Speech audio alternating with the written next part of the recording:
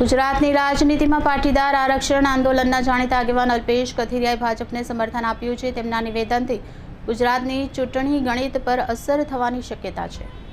અલ્પેશ કથિરિયાએ પોતાની social media પોસ્ટમાં જણાવ્યું કે પાટીદાર સમાજ હવે સંપૂર્ણપણે જાગૃત થઈ ગયો છે અને આ વખતે સમાજ કોંગ્રેસ કે આમ આદમી પાર્ટીના પ્રલોભનમાં આવશે નહીં। તેમણે વિશ્વાસ વ્યક્ત કર્યો કે ગત ચૂંટણીમાં વિપક્ષને 27 બેઠક મળી હોવા છતાં આ વખતે પાટીદાર બહુલ વિસ્તાર સહિત સમગ્ર સુરતમાં ભાજપ વિપક્ષનું ખાતું પણ ખોલવા દેશે નહીં।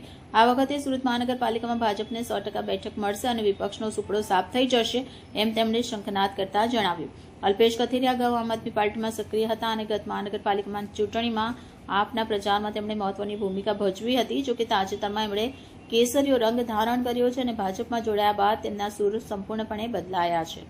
પાટીદાર સમાજમાં તેમની પકડને ધ્યાનમાં લેતા તેમના આ નિવેદનને સુરતના રાજકીય ગલીપચીમાં ગરમાવો લાવનાર માનવામાં આવી રહ્યું છે। કથિરિયાના નિવેદનથી આગામી દિવસોમાં સુરતનું રાજકારણ વધુ તેજ બનાવવામાં એંધાણ છે, જ્યાં ભાજપ કોંગ્રેસ અને આમ આદમી પાર્ટી વચ્ચે ત્રિપાંખીય સંઘર્ષ જોવા મળી શકે છે।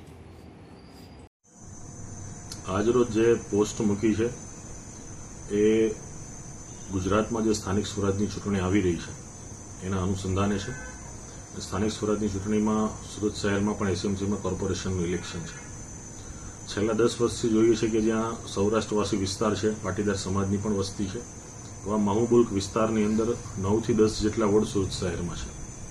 આજથી 10 વર્ષ પહેલા ત્યાં કોંગ્રેસને સત્તા આપી હતી, છતાં પણ લોકો પરેશાન છે અને છેલ્લા 5 વર્ષથી આમ આદમી પાર્ટીના કોર્પોરેટરો હતા, છતાં પણ લોકો પરેશાન છે। એમાંથી અડધા ઉપરના કોર્પોરેટર તો આજે રહ્યા પણ નથી। ગણાગાંઠા કોર્પોરેટરો છે અને 2 થી 3 જ માત્ર કોર્પોરેટરો છે જે પ્રજાલક્ષી કામગીરીમાં ઉત્સાહી કામગીરી કરી છે। માત્ર જે તે સમયે કોંગ્રેસ અને પાસ વચ્ચે બનેલા મુદ્દાનો તકનો લાભ લઈ અને જે તે સમયે અવસરવાદી કોર્પોરેટરો ચૂંટાયા, પરંતુ જે રીતે પ્રજાના કામ થયું જોઈએ કામો થયા નથી।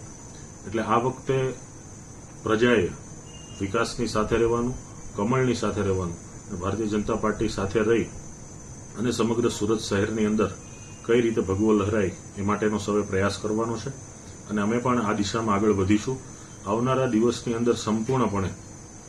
કેમ કે છેલ્લા ઘણા વર્ષોથી જોઈએ છે, 30 વર્ષોથી કે સુરત શહેરની અંદર ભારતીય જનતા પાર્ટીનું શાસન થતું આવ્યું છે, તો સ્વાભાવિક છે કે પ્રજાનો જે ભરોસો હોઈ શકે, ત્યારે આ વિસ્તાર પૂરતો આ વિકાસનો ભરોસો બાકી ન રહી જાય।